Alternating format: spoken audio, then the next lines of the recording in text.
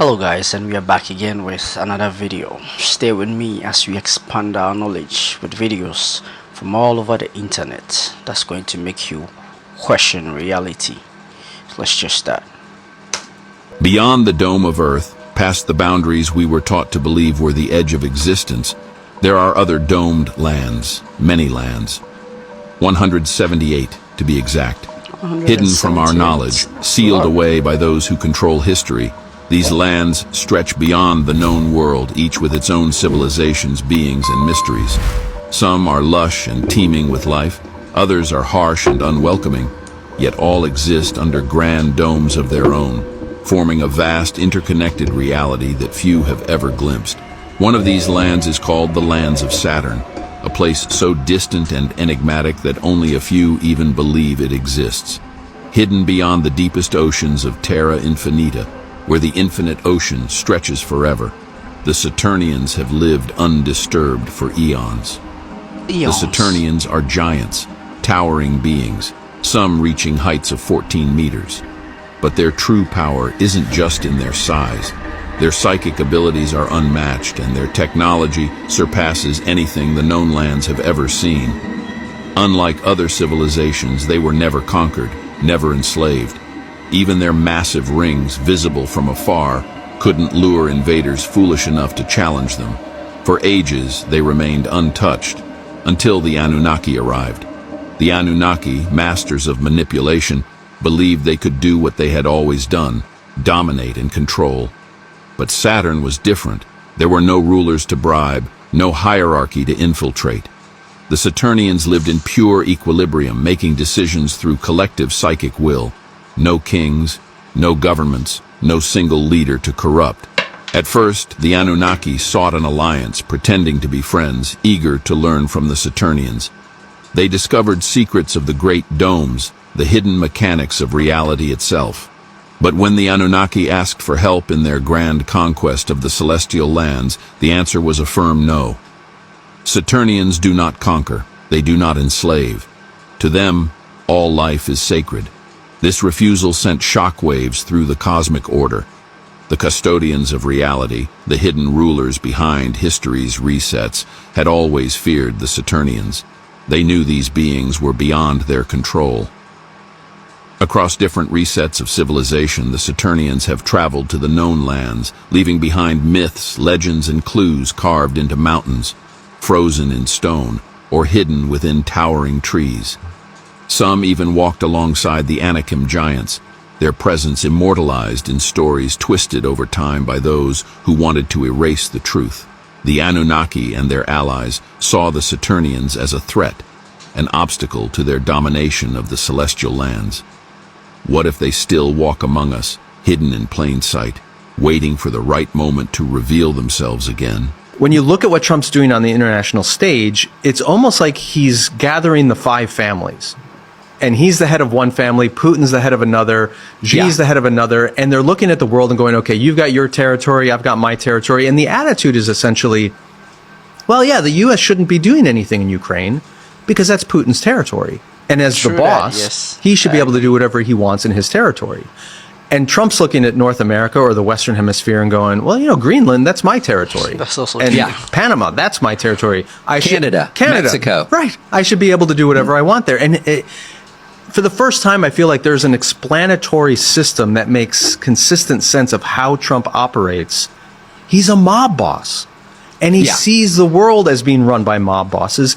And the great enemy then is anyone who is looking for a principled bureaucratic system that stands on the rule of law rather than the personal whims of the Godfather. I don't trust doctors. I don't want to go to the doctor. I don't like doctors. I loathe them. I don't trust a lot of doctors. You don't? I don't. Why? COVID. Me too. I haven't been to the doctor since COVID. And what happened in COVID was so egregiously wrong. I mean, I don't look at the CDC, the NIH, FDA in the same way any longer. Public health officials. And the other issue, the gender-affirming care, and to have this concept that there's no such thing as male and female, that you can take a biological male and convert them to a woman, and they're really a woman. Surgery. I mean, that is, when you talk about witchcraft and voodoo, that is witchcraft and voodoo. And all the scientific evidence is against it. Of course, I agree with you 100%. The single most important thing that will determine your future is your sense of who you are. And that's not like some, spiritual, get connected with you. This is like fucking science, right? If you believe you are a loser, the empathic circuits of other people's brains will detect that in you and they will treat you like a loser. You carry who you are with you. That's why you get into failed relationship number 1, failed relationship number 2, failed relationship number 3, until you changed. And when you change, your sense of identity changes, then your future will change. So Zelensky is just a person who is a puppet. He is not a real leader in that region. And he has taken billions from American taxpayers. And watching him disrespect us by showing up, he has done Vanity Fair. He has done Vogue twice. He has done the cover of Forbes. He was on the Lex Friedman podcast, okay? And every time he comes to the White House, he can't even be bothered to put on a suit. So you can't afford groceries. You can't afford to fill up your tank. And he doesn't care. He's just like, oh, well, you know what? I'm just gonna dress in my sweatpants, my military fatigues, because he's a propagandist. He's supposed to be selling to you like he's like on the front lines. He thinks he's in a movie. And that's because before becoming the president, he was literally just an actor. True. He was like a Netflix actor, so to speak, right? He was on a very popular television show in Ukraine where he played, I'm not even kidding, I'm going to talk about The Matrix. He played an actor that went on to become president. And then he was an actor who went on to become president. You can't even believe these things. It's true. Okay? And so that's his goal. He's an actor. He's supposed to wear outfits. He's with tons of A-list celebrities. You're in a war and thousands of men are dying and you're making time to do the cover of Vogue twice? Vanity Fair? Guys, you have to realize how unbelievably ridiculous and wrong that is. And so it has been nice. So as soon as this guy gets out of the car, like he's just a buddy to Trump and he's just going there to pick up some more money. I mean, he actually got angry when someone suggested that we cut off these welfare checks to Ukraine. He's like, no, you pay for me. You pay for me and do whatever I want. This is the first time where he went to the White House and Trump looked down at him and was like, what are you wearing? I'm going to show you. Like, he makes a little smart comment like, oh, okay, show some respect. Take a listen. Pretty close. Pretty good. He's all dressed up today.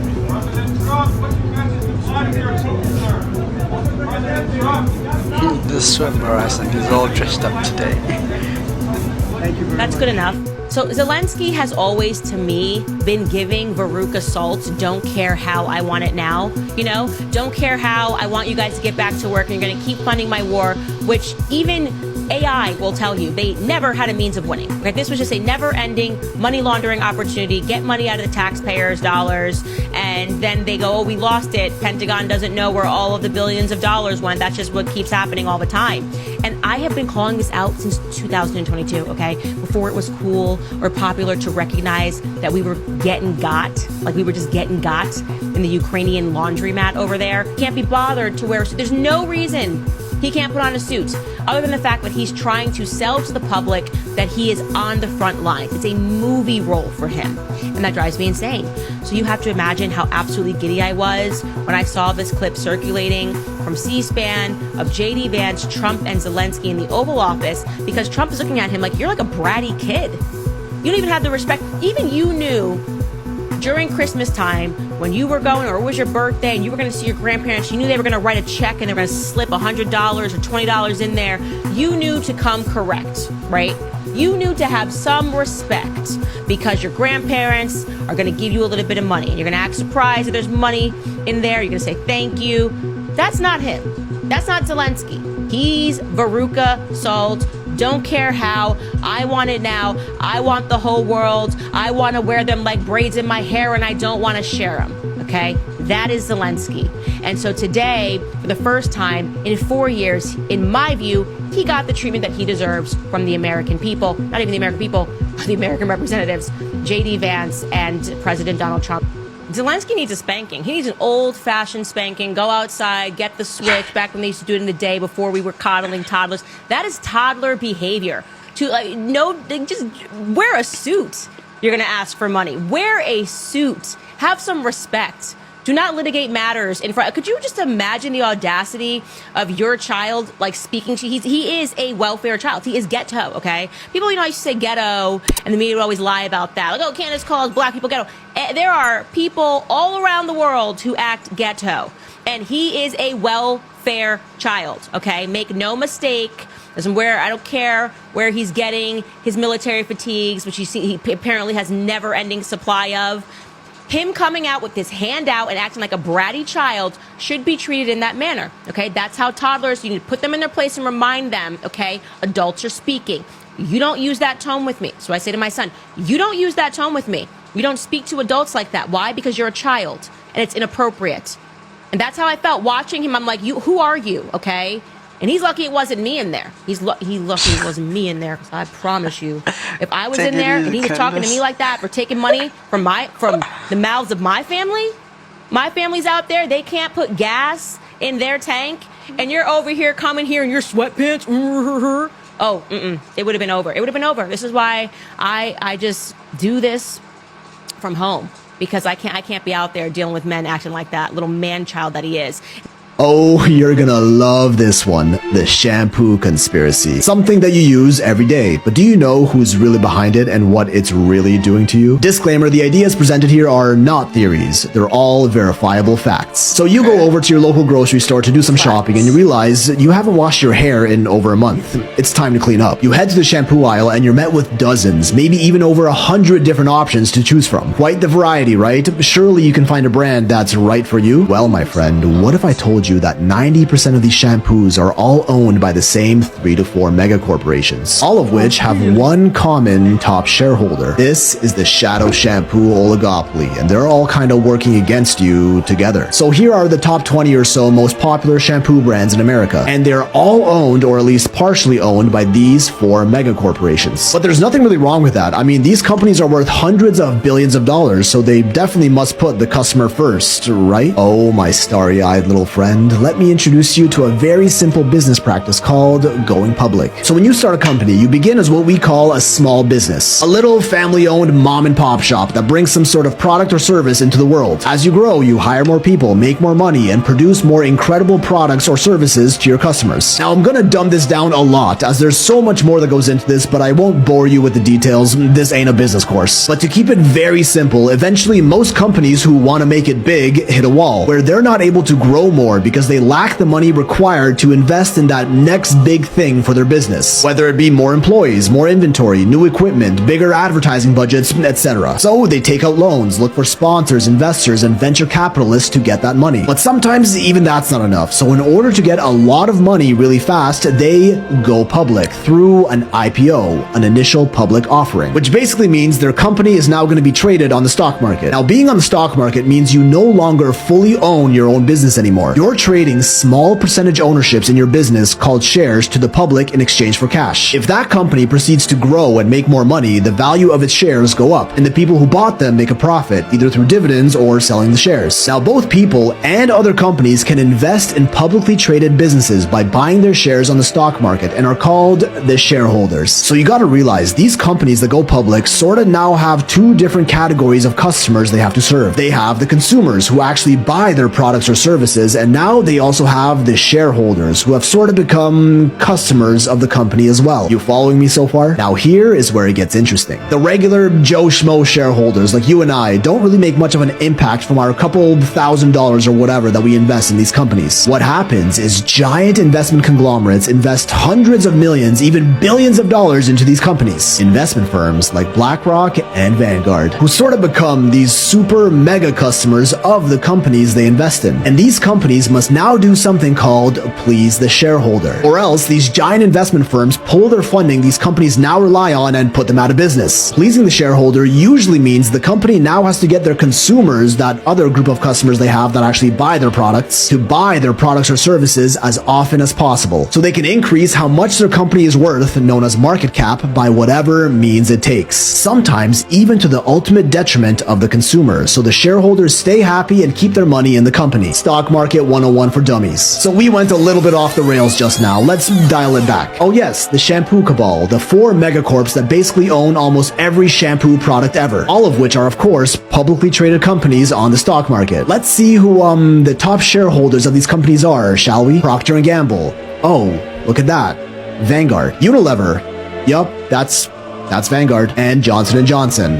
Well, what do you know? Vanguard. Meaning these companies' top customer isn't the person using their shampoo, but rather a $1 trillion investment conglomerate who by definition is literally only concerned with profit. L'Oreal is actually pretty well balanced and are still technically majority family owned by, of course, a $1 billion family, the Betancourts. But you can see their top shareholders are also big investment firms, and oh look, there's Vanguard again. Now, we're not done yet, because pretty much all of these companies have all been involved in major lawsuits due to their shampoos making people's hair fall out, drying out their skin, damaging their hair, and many other reasons. Okay, so probably that's the reason why I'm going bald here, because when I was in China, I used to use a lot of shampoos because I heard it was good, like shampoo and conditioner was very good for the hair. So I kept on using it, but then I just realized that my hair was falling off. So I was thinking it was, due to putting on a hat all the time, or perhaps the winter weather. So I was confused, but then this makes sense. That's why I'm going bald right now. So this part of my hair is very weak, so I just decided to take everything off. So yeah, it makes sense. Thinking back, I feel like, yeah, because I was using a lot of shampoo, ones which were really smelling good. That caught me because I like fragrances, so that caught me to get involved with shampoos and conditioners so much. And I thought I was doing great, benefits to myself. Like I thought it had great benefits, but then for this video it's telling me I was harming myself. So yeah, let's get back.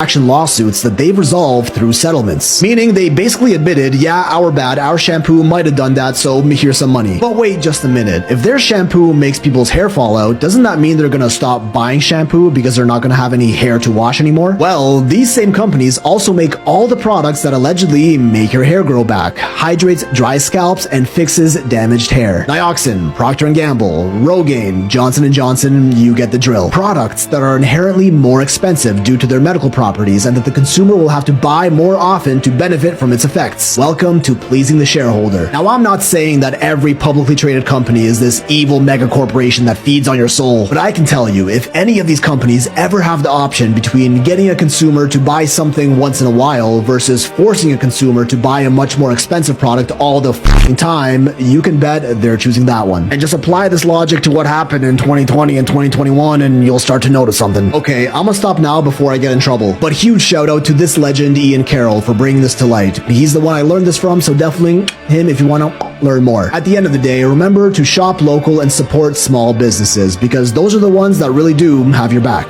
True. When I say Alexander the Great was potentially Nephilim, starts off with his mother, Olympias. She was married to the king of Macedonia, and she believed that he was half god.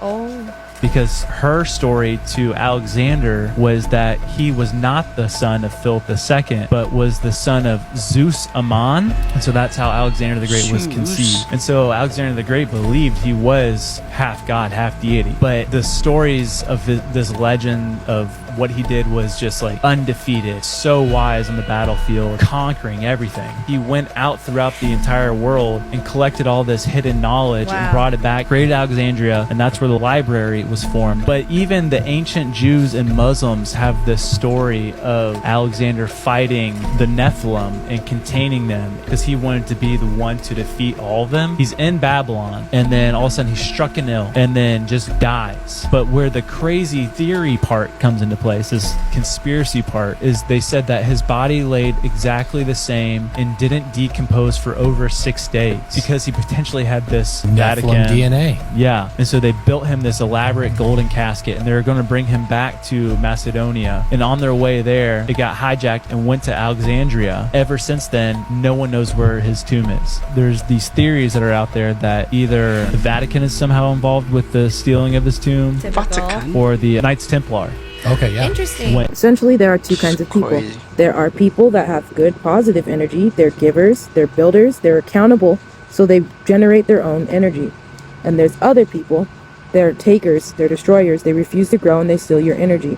What happens is, when you decide to stay negative and you refuse to take accountability, you get energy blockages, so you cannot create your own energy, at least not as much as this person. Then people go, well, if you have positive energy, then how would you let somebody take your energy if you love yourself? Well, let me explain, people. What happens when you first meet them, you see you're full of energy and they're empty, but they cannot show up negatively because you won't like them. So they put on a mask, and this could be romantic or platonic, even family members. It's all about energy vampires. This is when the energy transfer takes place. They start treating you bad. They start talking negatively about you, sabotaging you. This lowers your self-esteem. And what happens when that lowers your self-esteem? That energy goes out because they're the ones doing that to you, and they take that positive energy. And this is where this damn crusty fool is like, oh wow, look at him with his stupid muscles, his fake muscles. He has false confidence. And his battery is now charged, and he has charged with your energy. This could be a man or woman. Don't get stuck on the gender. So then, like I said before, all of a sudden the people are like, oh my god, that person is so hot. And while this is happening, you're over here.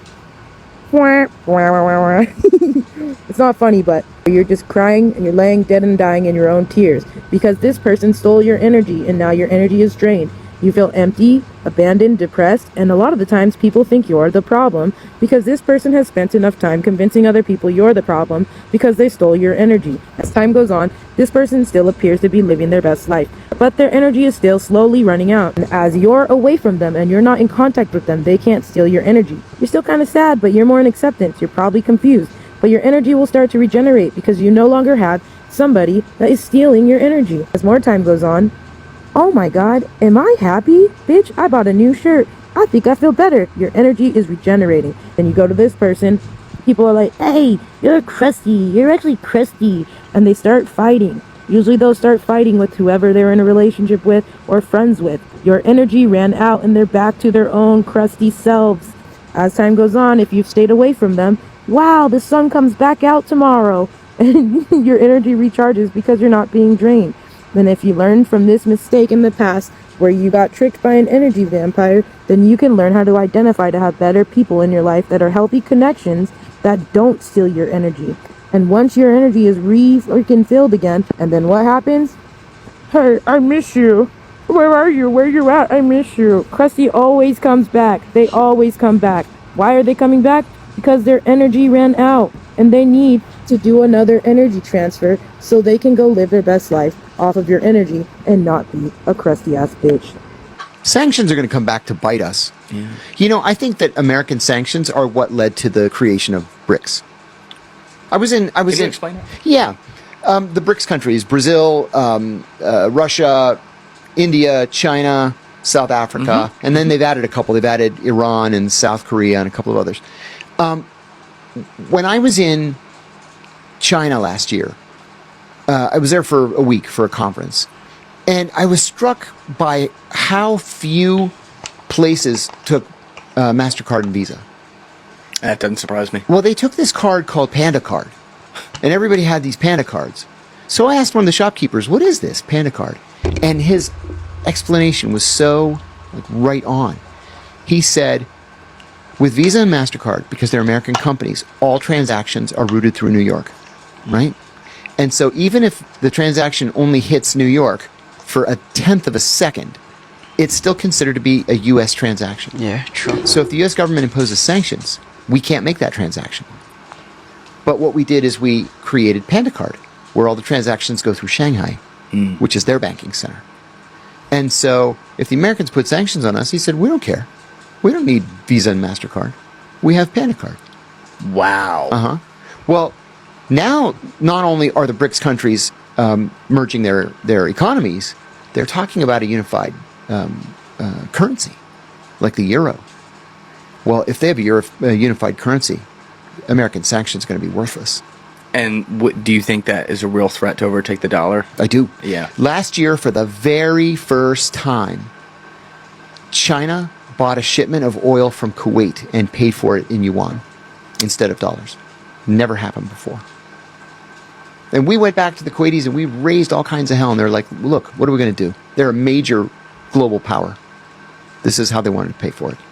Yeah. And it's because we sanctioned everybody. I remember still being at the agency and the Treasury Department had announced new sanctions on Iran. And I remember saying to a colleague, how many more sanctions could there possibly be? Yeah. Like, haven't we sanctioned them in every facet of their economy? Self-fulfilling prophecy, man. That's exactly it. I'm not saying the intentions are always evil or something like that. It's just it's the eye for an eye. People get carried away with it, and it's like, you're going to make the problem worse. Yeah. And we should see that now. We're going to talk about the Russia-Ukraine thing a little later. I don't want to jump to that because I do want to keep my promise to come back to the Gabbard thing, because there's an important... 10 popular synthetic braiding hair products were tested. The results are troubling. Every sample contained carcinogens, chemicals that may cause cancer. 3 of the samples tested positive for benzene, a carcinogen that is highly regulated and discouraged for use in laboratories because of the potential to cause cancer. James Rogers, who led CR's synthetic hair testing, says testing found lead in 90% of the products. There is no safe levels of lead. Our risk assessments and exposure models indicate that for users of these 9 products, they could be exposed to concerning levels of lead over time. The risks don't stop there. When the hair is dipped in hot water during installation, a standard practice, it releases volatile organic compounds, or VOCs, that can irritate eyes, throat, and lungs. Most people think the elite are just politicians, billionaires, or secret societies like Knights Templar or the Freemasons. But the real power is a lot older. Meet the black nobility, ancient ruling bloodlines that have controlled empires for centuries. They trace their power back to Venetian banking dynasties, the Roman Empire, and even the Vatican. Their influence moves through banking empires, secret councils, and global institutions, pulling strings behind the scenes. Ever heard of the Rothschilds or the Rockefellers? They're not at the top, not even close. They're like middle managers. The black nobility's influence extends into the Jesuits, Freemasonry, intelligence agencies, and world governments. They shape history, fund wars, and engineer global events, all while staying hidden. And the craziest part is, hardly anybody has ever heard of them. I personally have never heard of any author I've never heard of black talk about nobility. them. The real rulers of the dark world don't need to be seen, yet their power and influence is felt everywhere. If you want a full breakdown, let me know in the comments. Women are not what you think. Women are not what you hope. Women are not what the fairy tales, the movies, and the romance stories have brainwashed you into believing. Women are born manipulators, cold-blooded tacticians, and emotional assassins. Men are born with love. Women are born with strategy. Men give. Women calculate. Men trust. Women test. Men protect. Women wait, and then strike. And when they strike, you will never see it coming. I feel nothing but pity for men who actually believe their woman loves them. These men are sheep being led to the slaughterhouse with a smile on their face. They think they are safe until the knife is in their back. The truth is this: the day you finally accept that women do not have the capacity to love men is the day you will finally be free. The day you stop believing in love and start believing in power is the day you ascend. From the beginning of time, woman's first betrayal was against man. Eve did not hesitate. She had no second thoughts. She chose selfishness over loyalty. And from that moment on, the game was set. Women have only ever been loyal to one thing: themselves. And their emotions. Even Jesus understood this, which is why he never commanded women to love men, because he knew they couldn't. Instead, he commanded them to submit. He knew their biggest flaw is selfishness. They do not want to give up control. They do not want to bow. They do not want to be led. And that is why they must be put in their place. Never let a woman inside your mind. Never give a woman your heart. Never believe a woman is different. Never drop your guard. because the moment you believe the lie, you are already lost. The reason for this post is simple. Men do not trust a woman completely. Not your girlfriend, not your wife, not even your mother. No woman is exempt from this truth, because beneath every smile there is a game. Behind every kindness there is a plan. And when she strikes, it will be at your most vulnerable moment. She will ruin you when you least expect it. She will betray you when you think you are safe. She will destroy you at the worst possible time. Look at history. Look at how many men have fallen because of a woman. Kings have lost their kingdoms. Empires have crumbled. Legends have been erased. And it will happen to you too, unless you wake up. Control her or be destroyed. Rule her or be erased. Dominate or get left behind. Too many men have learned the hard way. Don't be next. No love, no trust, no mercy. This is your final warning. The Dark Code Commandments. I bow to no woman's past. I refuse to fund degeneracy. I do not fix what I did not break. I judge with fire. I choose with logic. I take what is mine and leave the rest to burn. If this message shook you, good. It means your soul isn't dead yet. If this message offended you, leave now. You are already lost. But if this message awakened you, if you feel the fire rising in your veins, the hunger to reclaim your power, the clarity to see through the deception, then you have one mission: spread the dark code. Your brothers are asleep. Wake them up. Share this message. Burn the lies to the ground. Share. If you are one of the chosen few who truly get it, then type book in the comments, and I will DM you the link to check out. Let the world know you see through the illusion. This is Brave Minds. The revolution has begun. Are you in, or are you prey? Stay Putinized. How do I become resilient? I have to, I guess, heal. And then once I heal, I make the pain go away. I make whatever I've been through go away. I can move forward. I'll be all right. I'll be resilient. You can heal from whatever you've been through. But healing is one thing, and being resilient is something else.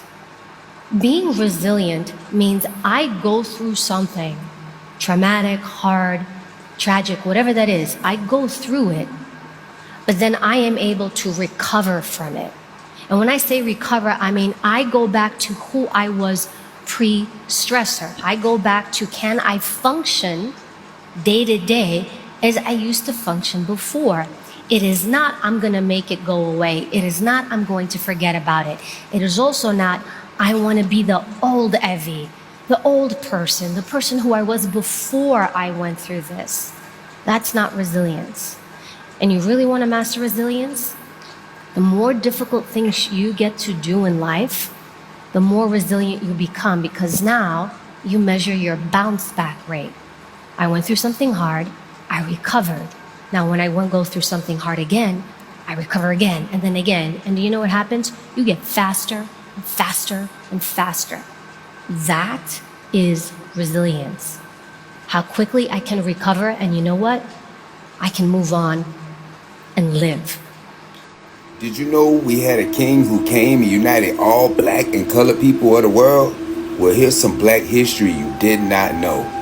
So in 1928, Regent Rastafari was crowned Negustafari. But then on November 2nd, 1930, the Order of Melchizedek was put back in place. Negustafari was crowned King of Kings, Lord of Lords, conquering lion of the tribe of Judah, simultaneously with Empress Menen Asfal, and this reshaped black history as we know it today. On this day, he became Emperor Haile Selassie, and this is very important because he was from the royal line of King Solomon and the Queen of Sheba. And as you can see here, Americans came 6,000 miles. Also, all the kingdoms of the world sent their representatives bearing costly gifts to take part of this coronation. So this is a big ceremony. It's not nothing little at the time. The whole world is there, but they try to hide this from black people. So, you know, it took black newspapers like the Chicago Defender and others to highlight this so that we were made aware. As you see, it says picture Rastafari crown Haile Selassie, King of Kings, Lord of Lords, conquering line of the tribe of Judah, which appeared in W.E. Du Bois' Crisis newspaper. So this was getting around in the black community, but we had to do it ourselves. People wonder, what's so important about that? Why all these titles? What does all this mean? See, in 1493, there was a document that was put in place called the Doctrine of Discovery. This is also called the Papal Bull. The Pope put this in place, and this is how we have the world that we have today. So when y'all say we're colonial, we're colonized, and this, that, and the third, understand that this is the reason why. Because the Pope claims the highest authority on the earth. So on November 2nd, 1930, that authority was removed. There was now a higher authority on earth because Emperor Haile Selassie claimed his throne based on his descendancy. See, if you read this for yourself, it says, the bull stated that any land not inhabited by Christians was to be discovered, claimed, and exploited. This doctrine of discovery became the basis of all European claims in the Americas, as well as the foundation for the United States Western expansion. And here's where religion becomes law. In 1823, U.S. Supreme Court case Johnson versus McIntosh came a unanimous decision that held that the principle of discovery gave European nations an absolute right to New World lands. In essence, American Indians had only a right of occupancy which could be abolished. See, all this is a big deal because throughout Kemet history and throughout all our history, there's been a perpetual Star King. There's always been a prophecy around a Star King. Kidamari Haile Selassie being born July 23rd, 1892 on the rising of the Sirius B star was very, very peculiar, and the master astrologists in the Vatican, they knew what was going on. So although they did things like this behind closed doors, trust me, they were not happy about it. See, all throughout history, Ethiopians always represented a staple of people. Even their greatest historians like Herodotus and like Homer, they even describe Ethiopians as the most just of men, the favorites of the gods. And classical literature makes it clear that the region from Egypt to India was called by the name of Ethiopia. So let's get back to black history. See, black people in this time, we knew what was going on. We were in Jim Crow, we needed help. So we were prophesizing and coming up with this stuff before it even happened. There were articles like this coming out, Negro Universal King coming to rule the world. We felt the energy, it was happening. 5 years later is when the war hits. So now here's where it gets sticky. The whole Africa, you can see, they're all colonized. The whole Africa is colonized. Ethiopia is literally the last thing left. And you have Italy and Eritrea, and you got Italy and Somalia. Up here, Mussolini making war with the king. We're not going to talk about biblical prophecies or anything like that. We're going to talk about the facts. But this is what's going on in 1935, and it gets real sticky.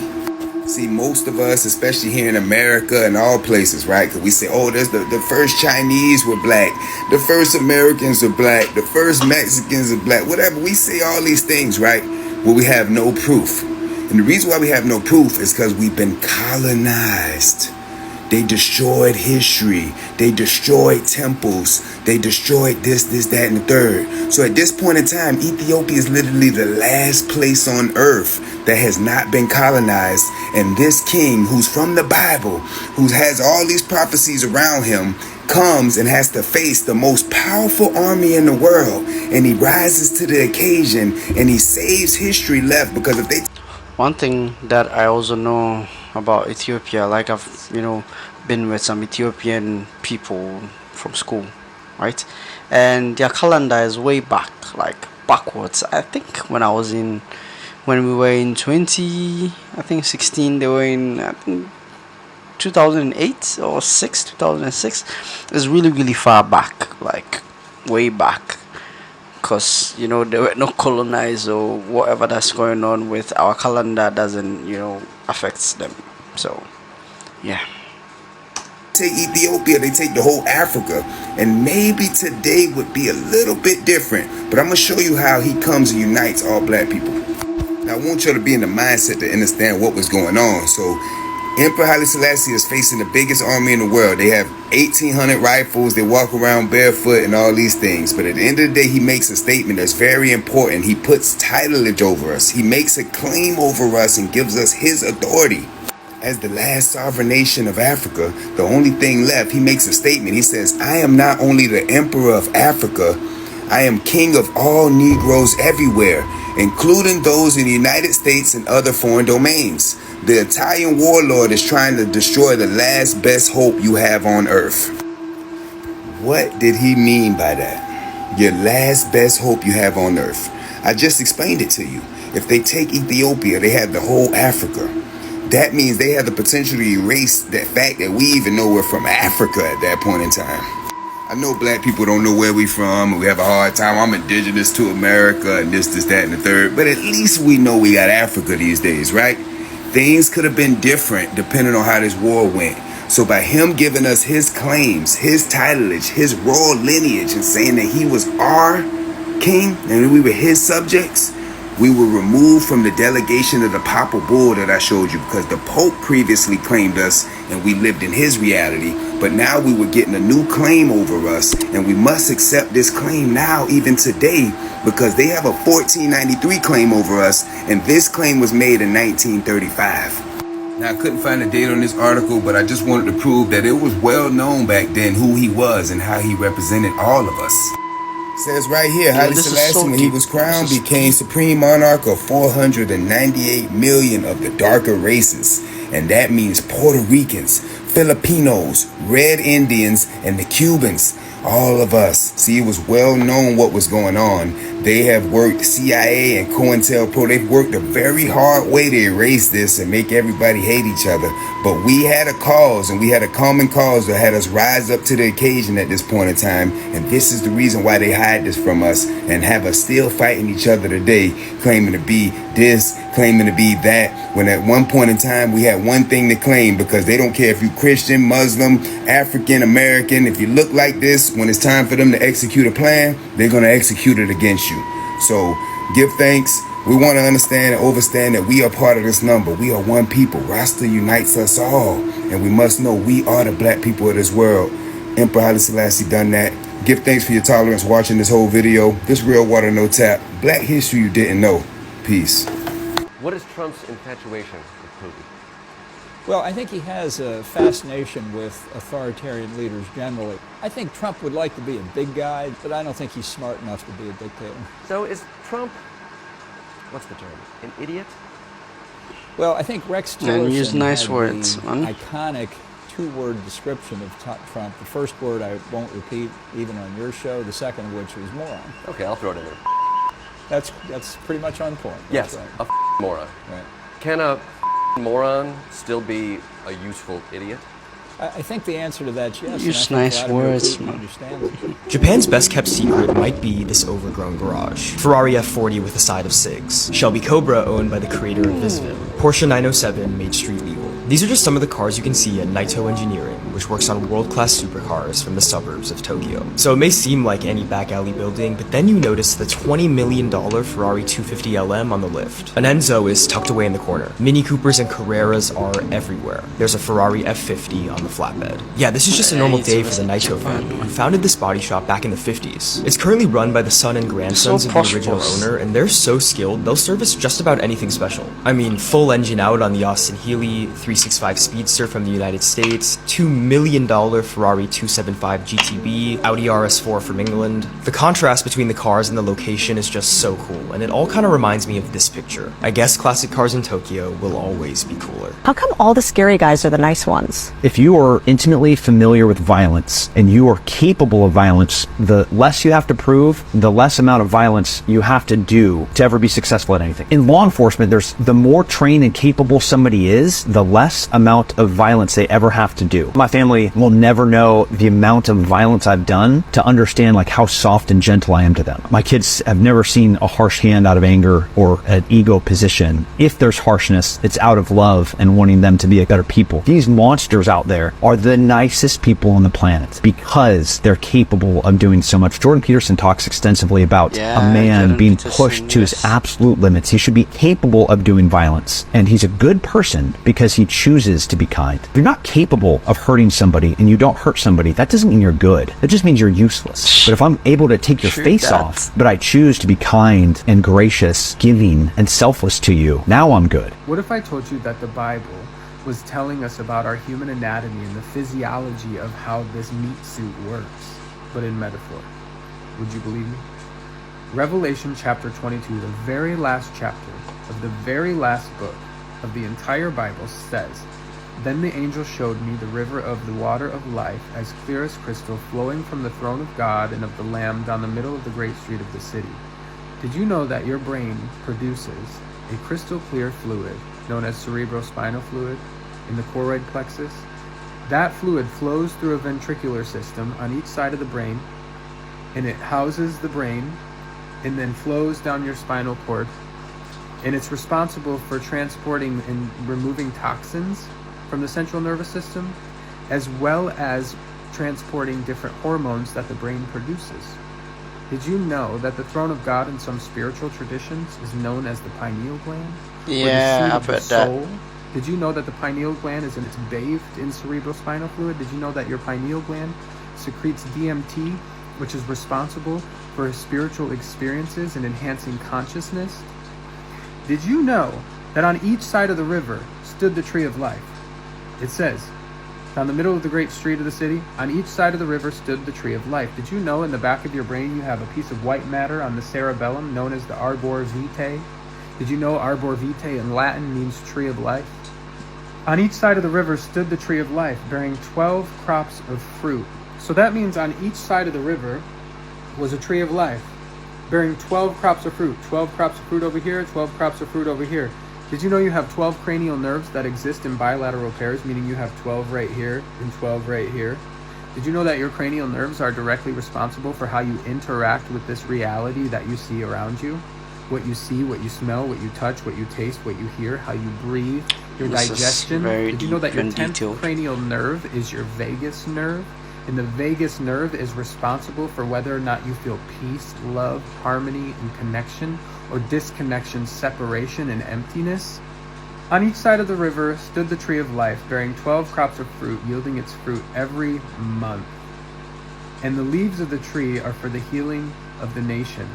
I believe that this Bible verse is telling us about our central nervous system and how it works.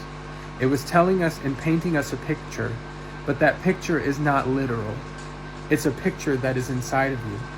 The river flows from the throne of God down the great street of the city, and on each side of the river stood the tree of life, bearing 12 crops of fruit, and it yielded its fruit every month, and the leaves of the tree are for the healing of the nations. When you have a healed nervous system, when you walk this world with peace and love and harmony and connection in a ventral vagal stage where your vagus nerve is activated, your parasympathetic nervous system is operating, rest and digest feelings of peace, love, harmony, and connections, you heal. And then you begin to heal the people around you. The Bible was telling us how our nervous systems work. The Bible was telling us how our body operates, how God made us. God told us how he made the world and the heavens and the earth in the beginning of the Bible. So ironically, I think that God would do something at the very end. I don't know, what do you think? You can find this interpretation in my ebook. If you have any questions, shoot me a message, comment down below. I want to know what you think, because I think this is one of the biggest revelations that I've ever come to. In 2002, eBay bought PayPal for $1.5 billion. But in 2025, PayPal's estimated worth is $72 billion. But that's not it. So in 2014, I'm sure some of you remember, Apple bought Beats from Dr. Dre for $3 billion. And at the time, he was like, that's a win. But in 2025, Beats contributed to Apple's $37 billion wearable revenue. Now, of course, all that's not Beats, but hey. In 2006, Disney bought Pixar for $7.4 billion. But in 2024, Pixar films grossed over $15 billion worldwide. Another Disney deal. In 1984, Disney acquired ESPN for $188 million. And now, estimated revenue for 2025, $24 billion. 2006, Google acquires YouTube for $1.65 billion, making these three young men very wealthy. But in 2025, YouTube makes $1.65 billion every 2 to 3 weeks. In 2012, Facebook bought Instagram for $1 billion, but in 2024, Instagram generated $67 billion in revenue 1 year. What you say about others, believe it or not, reveals more about you than them. Why?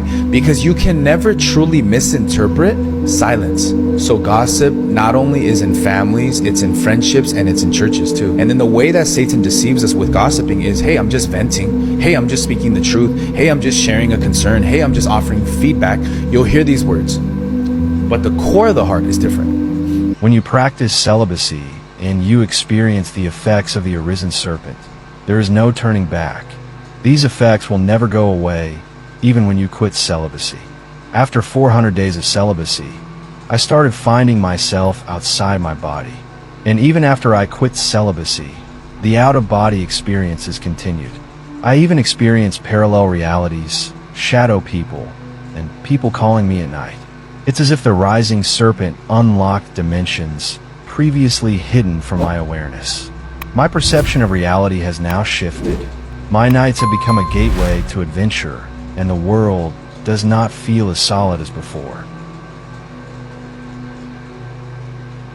Guys, so we've come to the end of the videos. I hope you enjoyed these videos and you learned something new from these videos. Come back again tomorrow. I'm now trying to do it on a daily because, you know, I'm trying to minimize the time, like the duration of the video, so that I can, you know, constantly show up every day and do this for the rest of the year. Regardless of whatever that happens, I'll still, you know, have to show up and do this. So this is the new update, and we've come to the end of the video. Don't forget to like, comment, and subscribe, and also share with your friends, and also click on the notification bell icon so that any video that I post, you will be the first to get it. Adios amigos, and I'll catch you guys in my next video. Bye.